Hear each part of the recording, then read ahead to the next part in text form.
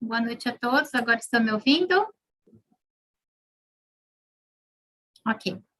Bom, então, primeiramente, me desculpem os ajustes técnicos, né? Isso faz parte aí dos nossos eventos online. E, então, sem maiores delongas, eu dou boa noite a todos. Hoje trazemos aí mais um curso da Associação Nacional dos Procuradores Municipais. Temos na casa hoje o doutor Olavo Alves Ferreira, que é procurador do Estado de São Paulo, professor do mestrado e do doutorado da UNAERP, autor de livros, que vai falar sobre o papel do procurador na arbitragem, tema muito interessante para todos nós. E antes do doutor Olavo começar a fala dele, eu convido a todos para o nosso Congresso Brasileiro Virtual dos Procuradores Municipais, que vai ocorrer na próxima semana, com inscrições até segunda-feira. Nós temos o site, que depois eu vou informar aqui no chat, e aguardamos a participação de todos.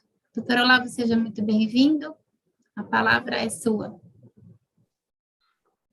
Boa noite, eu quero dizer que é uma honra estar aqui no YouTube da Associação Nacional dos Procuradores de Município. Quero agradecer a professora Thais aí pelo convite, é uma honra estar aqui nessa associação que é tão prestigiada, para bater um papo sobre o papel do procurador na arbitragem. A arbitragem tem crescido muito no Brasil, a administração pública tem aderido em peso à arbitragem.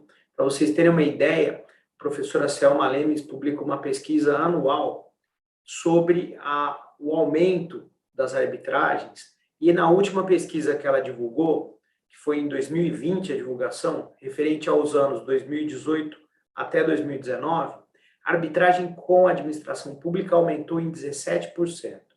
De forma que também, dentro aí da iniciativa privada, é uma área que os procuradores do município podem atuar, seja aqueles que podem advogar, seja também aqueles que não podem advogar.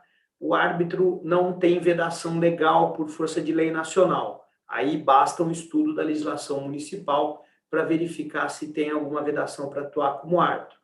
Tanto é assim que na Procuradoria do Estado de São Paulo nós podemos atuar como árbitros, tem um parecer homologado pelo Procurador-Geral do Estado à época, que é o Dr. Elivaldo da Silva Ramos, professor titular de Direito Constitucional da USP.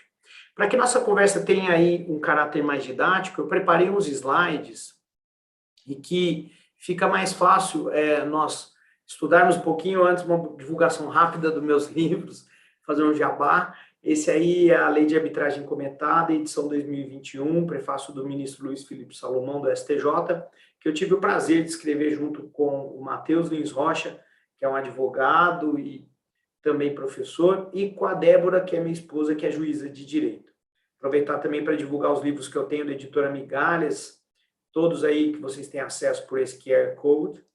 E estou à disposição para as dúvidas, eventos que vocês quiserem propor, vídeos com perguntas, eu sempre faço, quando vem muita pergunta no inbox, aí no meu Instagram, um canal direto para a gente interagir e ter mais contato sobre a arbitragem. Lá no meu Instagram tem um canal para o Telegram, que tem vários eventos gratuitos, com 500 inscritos, estão todos convidados, eu ponho jurisprudência recente e muito material gratuito sobre a arbitragem.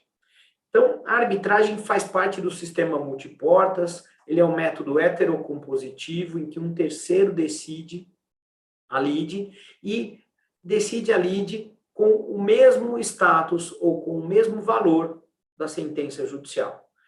Nós temos também expertício, o arbitramento pericial, que são sinônimos, mas que não tem esse condão de ter a coisa julgada.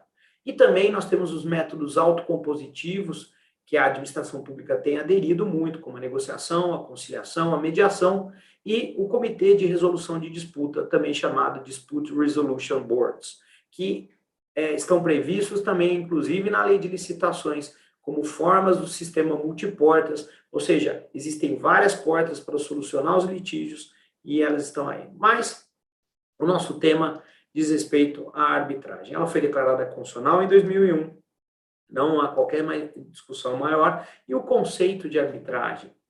Ela é uma modalidade vantajosa e adequada para a solução de controvérsias que dizem respeito a direitos patrimoniais disponíveis. Por direitos patrimoniais disponíveis, leia-se aqueles que cabe transação.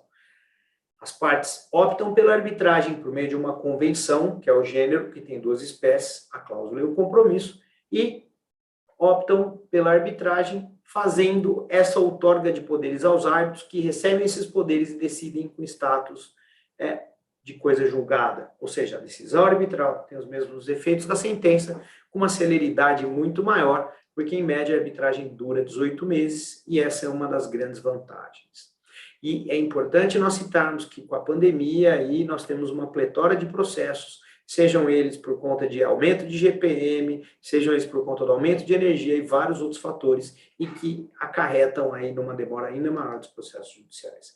E na arbitragem a forma de tratamento da lide é muito melhor do que no judiciário, porque nós temos uma Câmara dotada de infraestrutura e o árbitro dando uma atenção melhor àquele assunto. Também o árbitro especializado é uma das grandes vantagens, ele conhece o direito, ele é escolhido porque ele conhece o direito ali discutido. Então, você imagina uma questão de obra pública, um árbitro que conhece licitações, contratos administrativos, o tipo de obra, isso tudo é muito importante. Mas também, na iniciativa privada, o árbitro que conhece direito societário, que conhece agronegócio, porque também ela tem muita aplicação no âmbito da iniciativa privada. E a flexibilidade procedimental é uma grande característica e vantagem, porque ali no procedimento arbitral é que nascem as convenções processuais tão usadas no Código de Processo Civil, de forma que essas convenções processuais foram trazidas aqui da arbitragem e são muito importantes, porque elas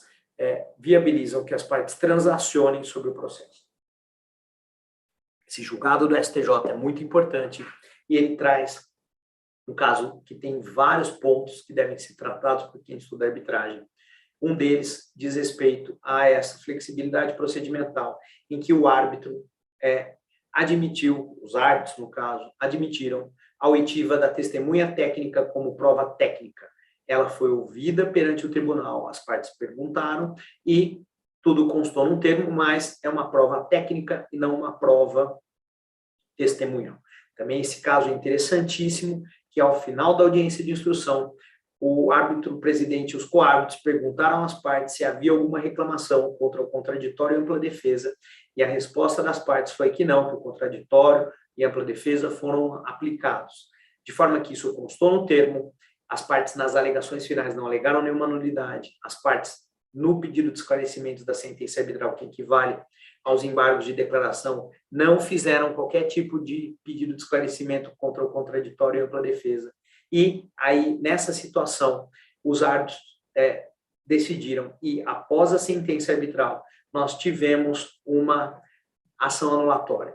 Nessa ação anulatória foi alegado com violação contraditória e ampla defesa, e isso tudo é interessante, porque o próprio STJ, no acórdão, transcreveu essa parte da audiência em que diziam que não houve qualquer violação ao contraditório e ampla defesa, diziam os advogados.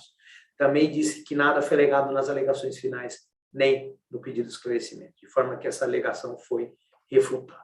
Isso é muito importante, porque possibilita que as partes transacionem sobre o processo. A possibilidade de confidencialidade, eu vou me permitir passar rápido, porque na arbitragem com a administração pública ela não é aplicável, mas é algo que pode ser transacionado.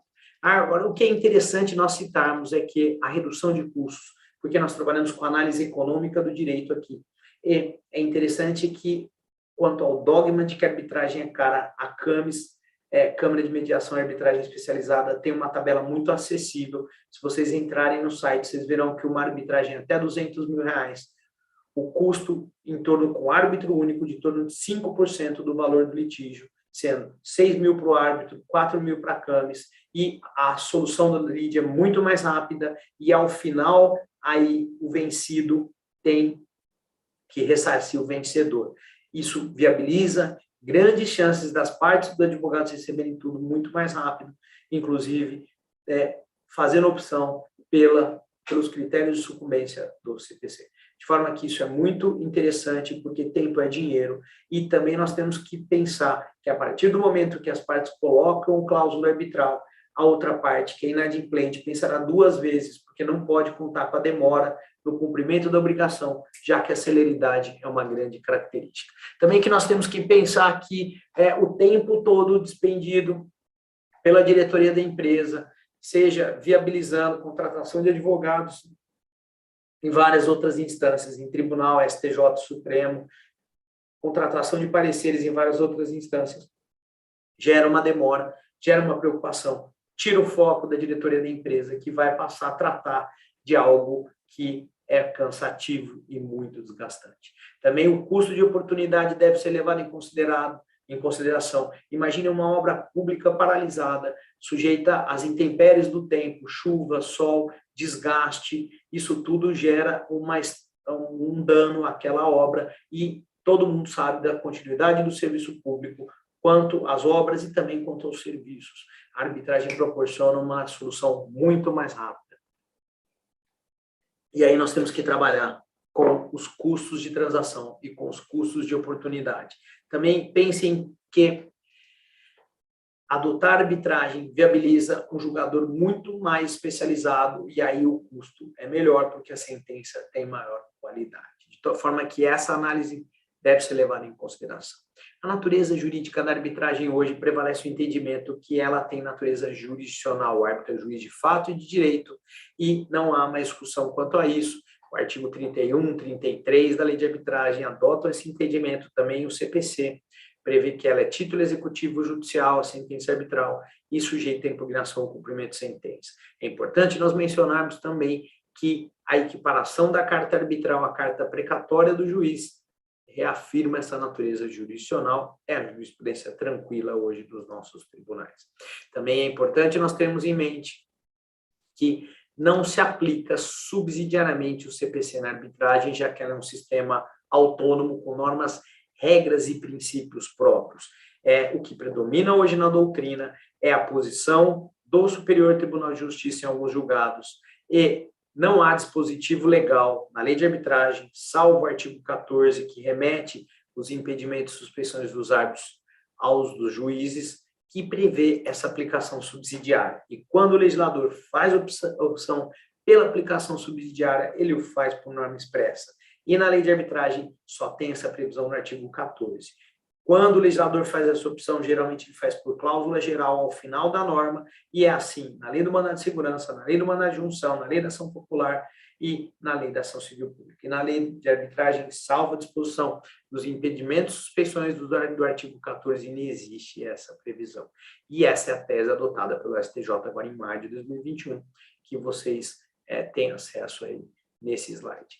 Também é importante citar que nos ordenamentos estrangeiros não é da tradição fazer a opção pela aplicação do ordenamento estatal na arbitragem, porque isso traz uma formalidade excessiva. E então é assim na Inglaterra, é assim na Suíça, na Suécia, dentre outros países. E o que é interessante nós citarmos que a partir do momento que nós não adotamos essa aplicação subsidiária, tal como o STJ adotou, nós não temos estabilização da tutela, nós não temos nomeação de curador especial, parte que não apresentou a defesa, não temos a presunção de veracidade decorrente dos efeitos da revelia, da confissão do depoimento pessoal, nem a aplicação automática dos critérios de sucumbência e litigância de má-fé, salvo se as partes convencionarem a aplicação do Código de Processo Civil. Também é importante falar um pouquinho do princípio da competência, que é vital à arbitragem. O princípio da competência nasce sob influência da jurisprudência francesa e ele diz que nessas situações, a primeira palavra sobre a vigência, eficácia, validade da cláusula arbitral, da arbitrabilidade, do contrato e também impedimento e suspensão cabe ao árbitro decidir, depois ao judiciário, evitando a interferência do judiciário na arbitragem, o que traria paralisação da arbitragem e uma demora indevida e injusta. Então, o STJ prestigia competência, é muito importante ter isso em mente. Então, cabe a primeira palavra ao árbitro e, após a sua decisão, existir uma das violações ao artigo 32 da Lei de Arbitragem, que prevê hipóteses de nulidade, que são taxativas, aí sim cabe ação anulatória. Antes, não. Essa é a jurisprudência majoritária do STJ e é isso que é importante vocês terem em mente. Tanto que a alegação de falta de recursos financeiros por parte de uma das empresas de comércio de gás natural, não tem o condão de afastar a competência. A competência é o que decidiu o STJ nesse julgado de 2019, e isso reafirma e reforça a importância da arbitragem. Não é relação consumerista, tá? Também a mesma posição do Tribunal de Justiça de São Paulo quanto a duas empresas de distribuição de produtos médicos hospitalares. E o que é interessante nós termos em mente é que na arbitragem há uma questão muito importante que diz respeito à arbitrabilidade. Por arbitrabilidade, entenda-se que aquele tema é sujeito à decisão por arbitragem. Essa arbitrabilidade pode ser objetiva, que diz respeito ao assunto ou conteúdo da decisão do litígio, direitos patrimoniais disponíveis ou transacionáveis que se caracterizam aí na arbitrabilidade objetiva. Portanto, questões que envolvam qualquer direito que você pode fazer acordo, pode trazer para a arbitragem. E também a arbitrabilidade subjetiva, partes maiores e capazes, exclui os incapazes e os menores. Isso é importante. Então, tudo que é disponível, tudo que é transacionável entre maiores e capazes, traz para a arbitragem, inclusive a administração pública. É interessante nós mencionarmos que a partilha de bens no divórcio pode ser objeto de cláusula compromissória. Então, é importante ter sempre isso em mente, é importante ter em mente essa situação que viabiliza que nós tenhamos a decisão por arbitragem. Questões de Estado, não. Questões de filiação, não. Questões de direito penal, não. Então, é importante essa delimitação. Agora, dentro da administração pública, a arbitragem tem sido aplicada, ela está prevista expressamente em lei, mas antes o Supremo já admitia desde 61, 73 também. Nós temos o caso Lage, que foi o primeiro caso que o Supremo apreciou sobre arbitragem e administração pública, em que o valor da indenização do Parque Lage, no Rio de Janeiro, que é um monumento histórico lindo, foi fixado por decisão arbitral e o STF admitiu. É importante também nós trabalharmos a questão da arbitragem com a administração pública, quais são os temas que podem vir para a arbitragem. Aí a professora Ada faz um trabalho maravilhoso que está publicado nesse livro, Verdinho Escuro, que foi o último trabalho que ela publicou em vida. Ela foi a primeira a mandar o trabalho para o livro e faleceu em seguida, então ficam nossas homenagens à professora Ada, em que ela utiliza a classificação do Rafael Bielsa entre atos de império e atos de gestão. Aqui nós temos uma classificação importante, porque os atos de gestão são transacionáveis, negociáveis e, portanto vêm para a arbitragem. Já os atos de império, não, porque eles decorrem aí da manifestação da soberania estatal. Esses atos de império são, por exemplo, inarbitráveis diante da jurisprudência hoje, a questão das cláusulas exorbitantes, a questão do poder de polícia e as questões que envolvem improbidade administrativa. Essa é a jurisprudência, seja do TRF da 2ª Região, TRF da 1ª e do TJ de São Paulo, e é importante ter sempre isso em mente. As demais questões, em regra, são arbitráveis. Até a questão do equilíbrio econômico-financeiro dos contratos é passível de quantificação e delimitação, indenização, dentro da arbitragem. E nós podemos também citar algo interessante com relação à administração pública, que diz respeito à escolha das instituições arbitrais. Hoje prevalece o entendimento que é dispensável licitação, que é um ato unilateral e discricionário, é a posição do professor Marçal Justem Filho, há julgado do Tribunal de Justiça de São Paulo dizendo que não precisa de licitação.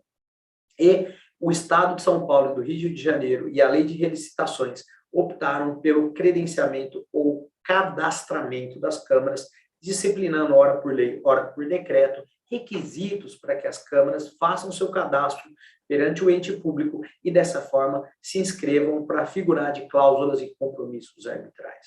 Isso é muito importante e a lei de licitações, a nova lei de licitações, reafirma esse entendimento. A escolha do árbitro também é livre e é interessante que eu falei que os procuradores do município podem atuar como árbitro, desde que a lei local não preveja essa vedação e não há requisito para ser árbitro na lei, basta ser maior e capaz, não precisa nem ser formado em direito, tanto que existem tribunais que são compostos por engenheiros e outros profissionais. É recomendável que sempre o presidente tenha formação em direito para que a sentença arbitral tenha aí todos os cuidados necessários e o procedimento também seja de acordo com o contraditório e ampla defesa. É também importante nós citarmos que, quanto ao adiantamento de custas da arbitragem, há uma tese que prevalece no sentido de que, por conta das limitações constitucionais orçamentárias, o artigo 100 dos precatórios, 165 da Constituição Federal, é recomendável que os atos prevejam, inclusive, a convenção que o privado antecipe as despesas. No Estado de São Paulo, a opção da convenção é que aquele que entra com o pedido de arbitragem faça antecipação, de forma que sempre será o particular e fica delimitado com isso. Aí também nós temos que pensar que não tem como fugir a sentença arbitral sujeita ao regime de precatório, já que ela vai para cumprimento de sentença do CPC e não tem como fugir. E, Olavo, como que é o procedimento arbitral? Para não cansá-los muito, eu acredito que nós teremos uma parte mais próspera na parte das perguntas, porque nas perguntas nós podemos aí apurar e verificar quais são as dificuldades e as curiosidades da turma. Mas o que é interessante nós mencionarmos sobre o procedimento é que ele é bem simples, ele é flexível, a lei é muito curta, a lei de arbitragem, quando trata do procedimento. Ela remete aí à convenção das partes, e é interessante nós citarmos que os regulamentos das câmaras são muito ricos e prevêem um procedimento muito rico. E, além dos regulamentos, as partes podem transacionar e delimitar um procedimento que atenda melhor às suas conveniências.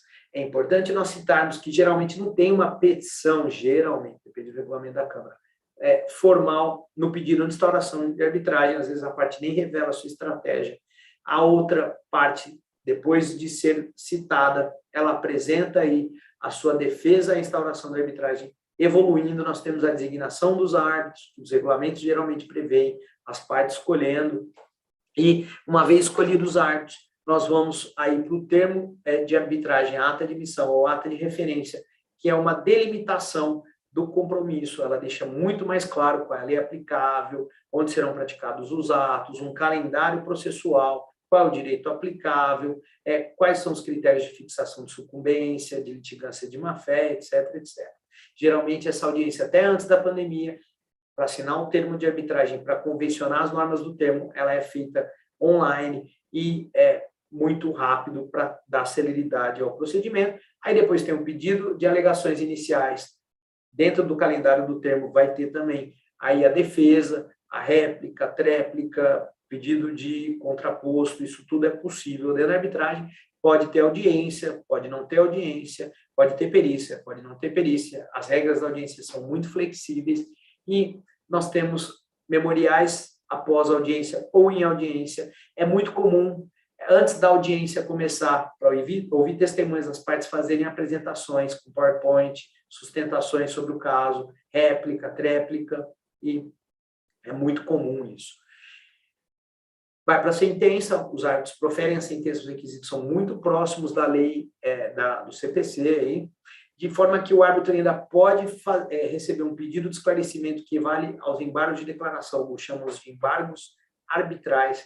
Os árbitros prestam os esclarecimentos aí da sentença ou não, e é interessante que acabe em instância única. Dali, nós podemos ter uma ação anulatória, tem um prazo muito curto, de 90 dias. Esse prazo é decadencial, fatal, improrrogável e é corrido. E é importante nós citarmos que esse prazo decadencial, às vezes, as pessoas erram, e no caso de sentença parcial, de prescrição ou qualquer tipo, da sentença parcial começa a contar esse prazo decadencial. Então, não pode marcar bobeira, já há casos que a parte perdeu esse prazo e a ação é extinta. A jurisprudência do STJ hoje é pacífica no sentido de que a sentença arbitral só é impugnável por ação anulatória do artigo 32 ou impugnação com cumprimento de sentença. Lembrando que, quando a impugnação com cumprimento de sentença se vale de um dos fundamentos da ação anulatória do artigo 32, ela tem que observar o prazo de 90 dias, sob pena de decadência. Também é importante nós citarmos que há uma falsa premissa de que tem muita ação anulatória. Na pesquisa de jurisprudência que eu faço, isso não é uma realidade. Primeiro, que nós não temos como quantificar quantas arbitragens nós temos no Brasil ou tivemos por conta da confidencialidade. Então, a base de cálculo é praticamente oculta. Além disso, geralmente, quando há julgado e a gente sai correndo para atualizar os livros com julgados, diz respeito à quebra do dever de revelação do árbitro. Tá? Então, e excepcionalissimamente, às vezes uma sentença de equidade que na prática o tribunal entra no mérito, às vezes uma questão que diz respeito a por exemplo, um caso recente, que a uma Unimed foi condenada pelo tribunal arbitral a ser advertida e não tinha essa previsão no contrato, e aí o tribunal entendeu que essa sentença ultrapassava os limites da convenção de arbitragem, mas são excepcionalíssimas as situações. Enfim, para não cansá-los, porque eu acredito que a parte de eventuais questões é muito mais rica, era isso que eu tinha para falar sobre o papel do procurador, um grande mercado de trabalho, seja algo muito importante para a administração pública aderir à arbitragem. No site da Câmara nós temos um e-book sobre arbitragem e administração pública, até com modelo de decreto. As obras e os serviços públicos reclamam e pedem decisões rápidas, e na arbitragem nós temos. Os entes federativos estão aderindo em peso à arbitragem, e também o procurador municipal pode advogar nessa área, e aqueles que acham que é uma realidade longe, não é, porque o Google AdWords e o site Quinto Andar optam por cláusulas arbitrais, de forma que é uma realidade mais do que necessária, e em breve nós vamos ter aí uma ferramenta muito grande de arbitragem de consumo, mas ainda não posso falar sobre isso, fica para uma próxima conversa. Novamente, eu quero agradecer o convite da NPM pela Thaisa, dizer que é uma honra estar aqui batendo um papo com vocês. Estou sempre à disposição para dúvidas, sugestões e pedidos de esclarecimento, e espero ter atendido aí a demanda de vocês sobre o tema. Muito obrigado. Muito obrigada, Olavo. É sempre muito bom ouvi-lo. Você é uma das referências no assunto, né? E o seu olhar como advogado público traz uma perspectiva muito interessante para o tema. E aí, aproveitando o ensejo, eu tenho aqui gostaria de fazer uma pergunta para você. Como que você acha, considerando o olhar específico do advogado público, procurador federal, estadual, municipal, que esse olhar voltado, né, para defesa do Estado, para o controle da legalidade, isso pode auxiliar no manejo do Instituto da Arbitragem? Na sua perspectiva, qual seria o diferencial desses profissionais em relação à arbitragem? Muito boa a tua pergunta, Thaisa, porque se nós trabalhamos pelo controle da legalidade, a arbitragem vai proporcionar uma decisão muito mais rápida e faz com que a parte contrária pense muito antes de infringir, seja a norma contratual, seja a norma legal. De forma que isso é um mecanismo que, na minha opinião, representa até um enforcement, que busca aí a aplicação da lei, da Constituição e dos contratos. É importante que pense duas vezes o particular que contrata com a administração pública antes de optar pelo descumprimento da Constituição, da lei e do contrato, porque a decisão vai ser rápida. A decisão vai ser rápida, então, por exemplo, uma obra que está paralisada, ele vai sofrer as consequências patrimoniais mais rápido. Ele vai ter uma resposta, infelizmente para ele, negativa, mais rápido. Então, eu sou muito favorável a isso, porque, infelizmente, você cai numa vara de fazenda pública onde tem, ou cai numa vara única, e o judiciário está soberbado. E vai olhar para aquele caso complexo de direito administrativo que envolve um contrato, ou um contrato de prestação de serviço, ou de construção de obra, de uma forma sem muita simpatia, porque geralmente são processos complexos. Já o árbitro, que é especialista naquele assunto, que está acostumado com esse tipo de direito público, ele vai encarar de forma muito mais tranquila aquela questão contratual. Então, os grandes exemplos que nós verificamos aí no estado de São Paulo, são os casos do metrô, de construções de rodovias, de concessões de rodovia. E o que é interessante também nós citarmos é que a maioria das arbitragens que o estado de São Paulo participou saíram acordos. Olha que interessante isso. As partes verificaram que ali era importante sair um acordo. Então, isso é muito importante, porque reafirma aí a necessidade de uma resposta rápida e uma resposta que atende melhor tanto o interesse público primário como o secundário. Excelente, muito bom. E aproveitando ainda, vou abusar um pouquinho do seu conhecimento. Considerando, né, você disse, a possibilidade da utilização da arbitragem nos atos de gestão. Em quais modalidades destes atos a utilização desse método é mais usual? Geralmente, obras grandes, obras públicas grandes. Geralmente, nós vamos ter isso muito em metrô, questões portuárias, às vezes, questões de empresas estatais, que o ente público faz parte. Isso é muito comum. Agora, veja, por exemplo, contrato de transporte público é importante ter decisão rápida, contrato de limpeza urbana é importante ter resposta rápida. Então, qualquer obra hoje em dia, nós estamos com uma obra paralisada em qualquer cidade, você verifica como é triste aquela obra paralisada, porque ela começa a gerar uma deterioração muito rápida. O tempo, a chuva. Vou dar um exemplo aqui em Ribeirão Preto, que você conhece muito bem. Uma empresa abandonou uma obra, ela vira foco de dengue. No meio da cidade tem um buraco enorme e o município correndo para tentar resolver aquela questão no judiciário, com liminares, quando a decisão de mérito na arbitragem sai muito rápido. O próprio árbitro de emergência é muito rápido. De forma que isso tudo eu vejo como um grande predicado aí, para que nós tenhamos decisões rápidas e aí a obra termine, né? E é comum nós termos dificuldades nessa área, né? Tanto que a lei de licitações correu e previu, além da arbitragem, antes a conciliação, a mediação e o comitê de resolução de disputa, que é muito utilizado para obras de engenharia nos Estados Unidos. Excelente. E, Olavo, considerando a sua experiência no Instituto, nós sabemos que na administração pública temos obstáculos, né? Nós temos projetos, mas alguns obstáculos. Na sua opinião, quais seriam os maiores obstáculos que devam ser superados para que a arbitragem seja utilizada, seja vista, né, como uma possibilidade mais usual de utilização na administração pública? Excelente pergunta. Eu acho que mais falta de conhecimento, Thaís, porque é um instituto muito bom, tem sido muito bem aplicado e, infelizmente, a falta de conhecimento é a primeira barreira.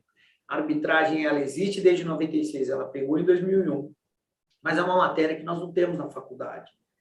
Agora, por alteração dos instrumentos aí de avaliação dos cursos de direito, os próximos currículos em andamento aí tem. Mas é algo muito bom e que resolve tudo muito rápido e está crescendo muito no Brasil. E para vocês terem uma ideia, nos Estados Unidos, a arbitragem de consumo é muito comum. E o que nós vemos hoje de publicação atual, seja o Eric Navarro Bolcart na análise econômica do processo civil, Ricardo Dalmaso, aquela pesquisa que o Napoleão Casado Filho fez para o Ministério da Justiça, recomendam correndo as ações de consumo irem para a arbitragem. E é bom até isso para as empresas, porque elas solucionam o litígio mais rápido.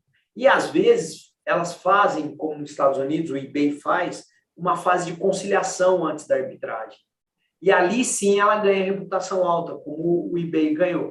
Mas aqui na arbitragem de consumo, ela é importante porque o judiciário está atolado. Existe uma pesquisa desde 2018 que demonstra um número de ações de consumo. Plano de saúde, então, nem se diga. Mas voltando aqui para as barreiras, então, entendo que a falta de conhecimento, ela pegou. O Tribunal de Contas não tem qualquer tipo de ressalva mais com relação às arbitragens.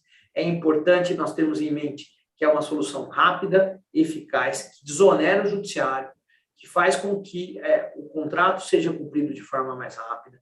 Então, eu vejo que, assim, nós temos que fazer um trabalho muito grande, com auxílio aí da associação, de vocês, colegas, para que a arbitragem pegue aí, para que nós tenhamos esses contratos administrativos com um mecanismo muito forte aí, para que eles sejam cumpridos.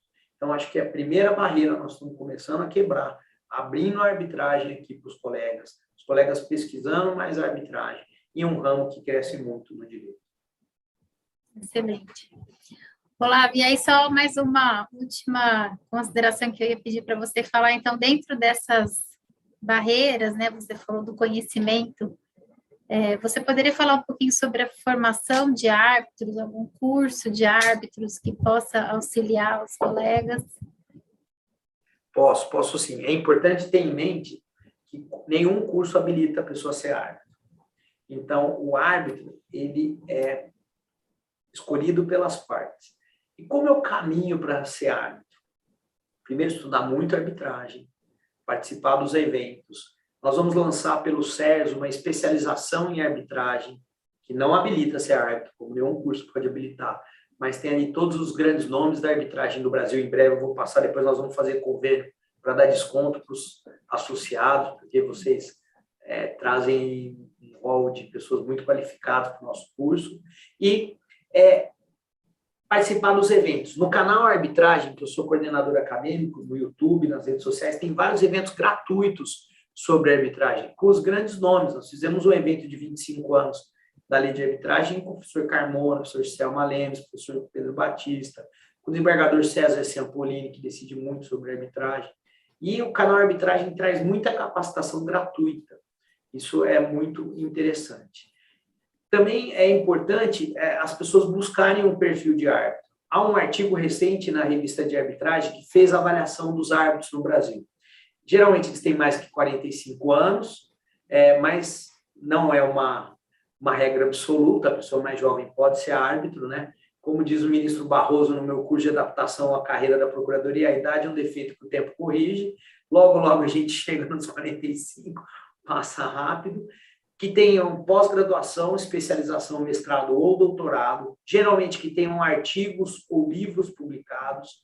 Então, tem um caminho a ser percorrido para demonstrar para as pessoas que você tem conhecimento técnico suficiente para julgar uma causa. Excelente, muito bom. Flávio, então, gostaria de agradecer a sua participação, a sua valorosa contribuição para a nossa associação, os procuradores municipais. Foi uma honra tê-lo aqui, né? Ambos somos de Ribeirão Preto, né? Estamos aqui familiarizados com a região. E gostaria, então, de passar a palavra para você, para suas considerações finais. Thaisa, obrigado, estou sempre à disposição de vocês, foi uma honra participar aqui. Fiquem à vontade aí para entrar em contato comigo sobre dúvidas e novos encontros. Muito obrigado aí, fiquei muito feliz de participar aqui com você. Nós que agradecemos, Olavo, em nome do Dr. Gustavo, eu justifico a ausência dele, que gostaria de estar aqui hoje, prestigiando você, que ele está em Brasília, por conta de compromissos da NPM, então ele justificou a ausência, mas não faltará oportunidade para estarmos juntos novamente. Obrigado, Olavo. Obrigada a todos que nos assistem. Boa noite. Boa noite, pessoal.